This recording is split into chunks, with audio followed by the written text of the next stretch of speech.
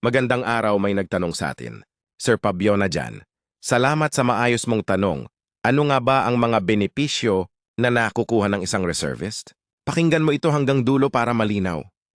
Una sa lahat, bilang military reservist, ikaw ay isang sibilyan na sinanay at kinikilala ng batas bilang bahagi ng Armed Forces of the Philippines.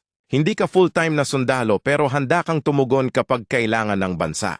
Una, may allowance at sahod ang reservist tuwing may training, official duty, mobilization, o activation.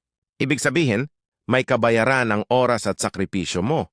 Hindi ito volunteer work lamang. Ikalawa, may legal protection sa trabaho.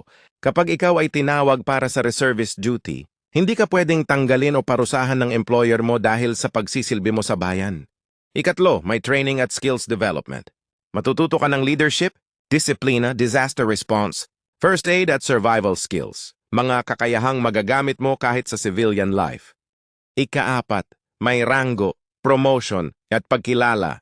Maaari kang ma-promote base sa performance at haba ng serbisyo at para sa iba, nagiging tulay ito sa mas mataas pang antas ng paglilingkod. At higit sa lahat, ang pinakamalaking benepisyo ng pagiging reservist ay ang karangalan at dangal ng pagseserbisyo. Sa bayan, may sariling buhay ka bilang sibilyan, pero handa kang tumayo kapag tinawag ng inang bayan.